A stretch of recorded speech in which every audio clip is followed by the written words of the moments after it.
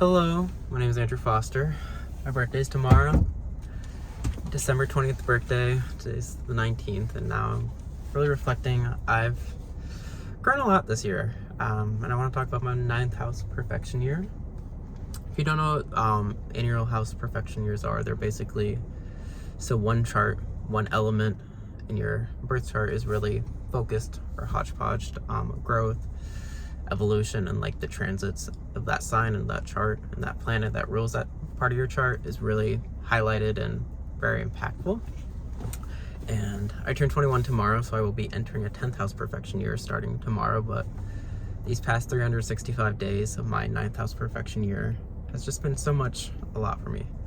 A Gemini rising, I have a Sag stellium in my chart, and Pisces, or Jupiter in Pisces, rules my 9th house.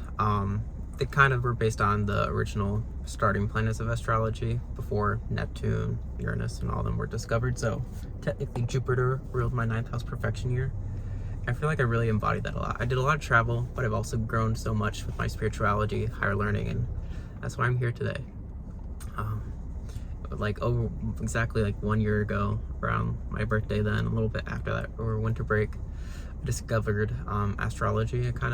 I was really already kind of into the moon a few months before that. I just really felt connected to that, but I really started to notice my energies resembling the moon cycles. I feel very full, energetic, and passionate around the full moon and around the new moon and balsamic moon. No, my energy felt shit. I would not feel good about myself, lack of motivation. That's kind of like just how I'd feel in general. And this kind of matches this year, but that was a gateway to me to get into astrology. And really, grew up Catholic, but now I use this as the same way as like I can grow from a religion. I can be a wiser, smarter, more compassionate, mindful human being. And that's why I'm here today, and I want to talk about some of the revelations of my 9th house perfection year. So technically my 9th house as a Gemini rising is ruled by Aquarius, which is Saturn. Oh, I talked about my 10th house perfection year is Pisces. I got those mixed up. I'm completely sorry. But same themes what I'm about to talk about. But basically Aquarius rules my 9th house, which is very weird, kind of the collective, but also I care about the collective, but it's also the taboo, doing the weird thing. What beliefs are you willing to stand by even though they're shunned upon or disproven by society? And I feel like with Aquarius ruling Saturn, my 9th house, I've had so much discipline to constantly consume and grow in this mindfulness that I have for my 9th house and my beliefs of astrology.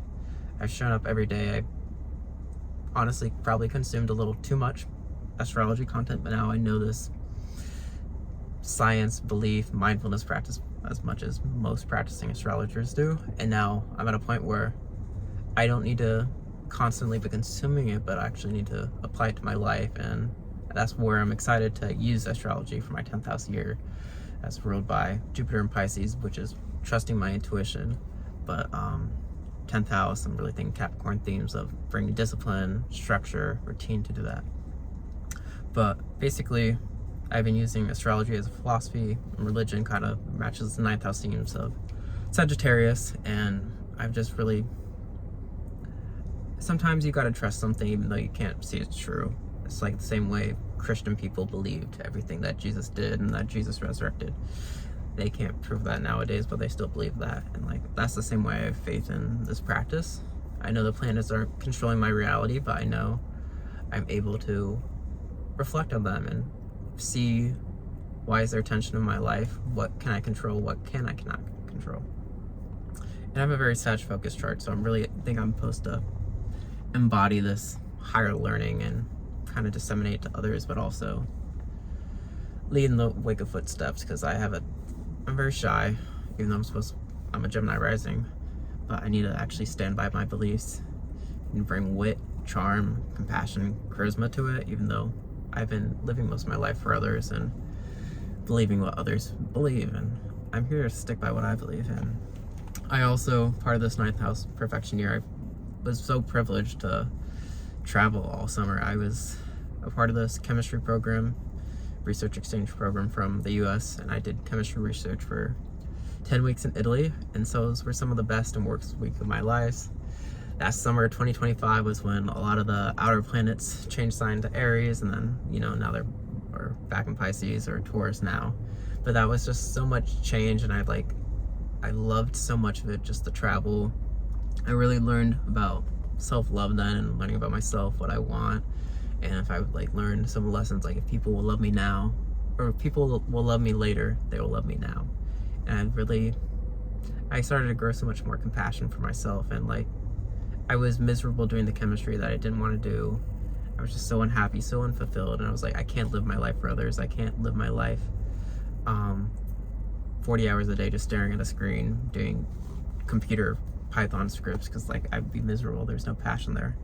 So I learned a lot, and so I considered that was some of the best and worst summer of my life, because it was my first time in Europe, and one of the privileges of doing computational chemistry, I was able to work remotely and do extra travel times where my other friends were stuck in the labs, and I was just so grateful for travel, because I've always wanted to do that my whole life, and like it's like a childhood dream like was fulfilled, because I've always wanted to travel, and I still want to travel. I see myself moving to New York City one day, but also doing van life, being a digital nomad, and like I just want to really explore and learn from others, and so grateful to learn so much, and I want to share some of my lessons eventually. But I honestly, even though this 9th house perfection year was ruled by Saturn, I didn't know much about Saturn and its implications before learning about astrology, but now I testify to that I kind of struggle with my relationship to Saturn. I have Saturn in my 2nd house in Cancer, 25 degrees retrograde, which is the only planet I've retrograded in the chart, which I'm kind of grateful for, but it's like really a unique aspect to Saturn, because I kind of grew to dread so much of the work I've always been doing. And like, I forget what the name of the tarot that rules the 3rd decan of Sagittarius, but I resonated with that. It's the dude walking with the sticks, and it's like so much resilience and perseverance, and like hard-headed to keep doing things that even though it's miserable. But it's like, it also reflects on like, where do you need to let go, and where do you need to, what's worth working for, and what's sustainable work. Because like, it was just killing me doing a job I was not passionate about. And I hope to embody more discipline for Saturn and more mindfulness, because I have a tendency as a Sagittarius to move from things quickly to quick, and just have a lot of pots going, but like, what is worth my investment, what is worth my energy, what is worth my beliefs. And I feel like this 9th house perfection year, I've kind of perfected some of my current beliefs, and I always think they're always dynamic and room to grow. I've gone from doing yoga consistently many a times back in the start of quarantine, and then I transitioned to a lot of breath work for mindfulness, and now I'm using astrology and archetypal patterns and pattern recognition to recognize growth and mindfulness. So I really do think I had a successful 9th house perfection year. I've grown a lot, and I'm really looking forward to what this next year has to offer. Have you just experienced or finished one of your perfection years? I'm curious how it went, and who rolled in, and what did you learn from it? Because if we're following this practice of astrology, what's the point if we're not going to learn, grow, or reflect from it? But made it this far. Thank you for listening. My name is Andrew Foster. Stay cool.